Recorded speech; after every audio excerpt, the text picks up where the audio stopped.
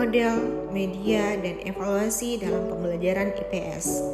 Yang pertama ada metode to stay to stray, yang kedua metode karya wisata, yang ketiga model pembelajaran role playing, yang keempat metode simulasi, yang kelima metode card short, yang keenam metode inquiry, yang ketujuh ada media pembelajaran IPS, dan yang terakhir ada evaluasi pembelajaran IPS. Pengertian metode pembelajaran to stay to stray. Metode to stay to stray adalah salah satu model pembelajaran kooperatif yang memberikan kesempatan kepada kelompok membagikan hasil dan informasi kepada kelompok lain dengan tujuan mengarahkan siswa untuk aktif baik dalam berdiskusi, tanya jawab, mencari jawaban, menjelaskan dan juga menyimak materi yang dijelaskan oleh temannya. Dengan menerapkan model pembelajaran kooperatif to stay to stray, siswa akan lebih banyak melakukan kegiatan menyimak secara langsung. Dalam artian tidak selalu dengan cara menyimak apa yang berutarakan yang dapat membuat siswa jenuh.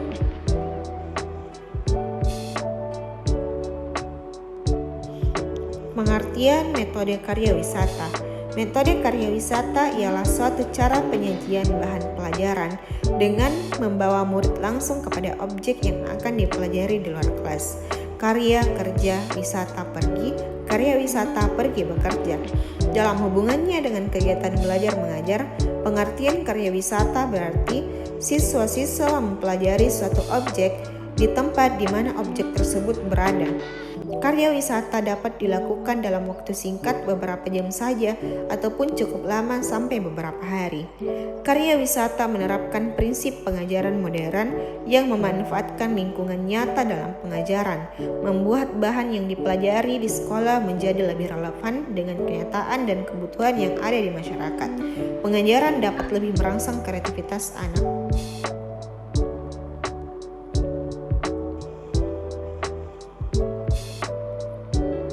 Pengertian model pembelajaran role playing. Metode pembelajaran role playing adalah salah satu penguasaan bahan-bahan pelajaran melalui pengembangan imajinasi dan penghayatan siswa atau peserta didik. Pengembangan imajinasi dan penghayatan dilakukan siswa atau peserta didik dengan memerankan diri sebagai tokoh hidup atau benda mati. Permainan ini pada umumnya dilakukan lebih dari satu orang, bergantung pada apa yang diperankan. Metode pembelajaran role playing selain memiliki kelebihan yaitu melibatkan seluruh siswa dapat berpartisipasi dan mempunyai kesempatan untuk memajukan kemampuannya dalam kerjasama. Kelebihan lainnya yaitu guru dapat mengevaluasi pemahaman tiap siswa melalui pengamatan pada waktu melakukan permainan. Permainan merupakan pengalaman belajar yang menyenangkan bagi siswa.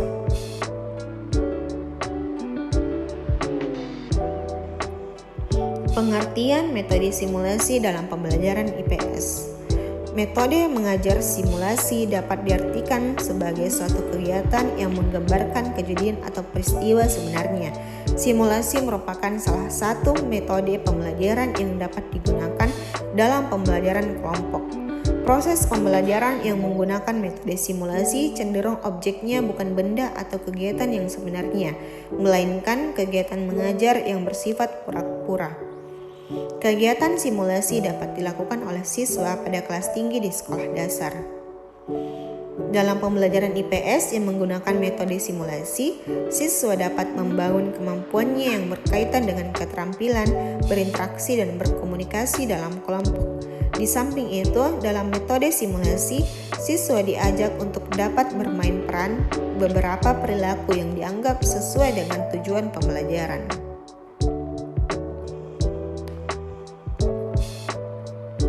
Pengertian metode card short.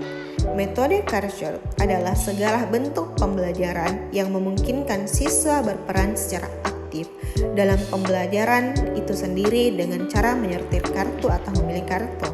Metode card short yaitu suatu strategi yang digunakan pendidik dengan maksud mengajak peserta didik untuk menemukan konsep dan fakta melalui klasifikasi materi yang dibahas dalam pembelajaran. Gerakan fisik yang dominan dalam strategi ini dapat membantu mendinamisi kelas yang jenuh dan bosan. Tujuan dari strategi dan metode pembelajaran Cartchot ini adalah untuk mengungkapkan daya ingat terhadap materi pelajaran yang telah dipelajari siswa.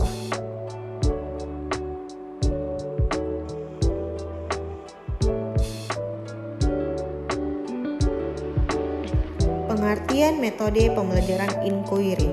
Model inquiry merupakan model pembelajaran yang penyajiannya memberikan kesempatan kepada siswa untuk menemukan informasi dengan atau tanpa bantuan guru. Model inquiry adalah rangkaian kegiatan pembelajaran yang menekankan pada proses berpikir secara kritis dan analitis untuk mencari dan menemukan sendiri jawaban dari suatu masalah yang dipertanyakan. Dalam bidang pembelajaran, dikenal pendekatan pembelajaran yang disebut Inquiry Based Learning atau IBL dan pendekatan pengajaran yang disebut Inquiry Based Teaching atau IBT. IBL adalah cara memperoleh pengetahuan melalui proses inquiry, sementara itu IBT adalah sebuah pendekatan pengajaran yang memberatkan guru untuk menciptakan situasi yang memposisikan pembelajaran sebagai ilmuwan.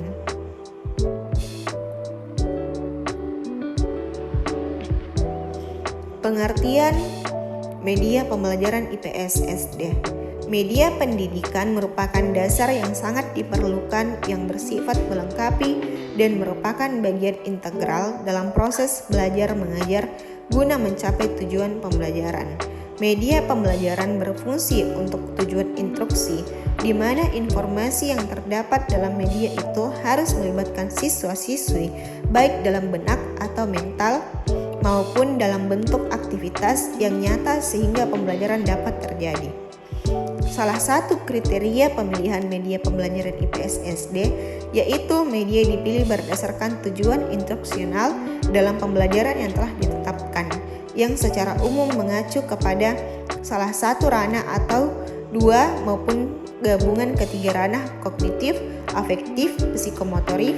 Macam-macam media pembelajaran IPS SD yaitu media grafis, media audio, dan media proyeksi diam.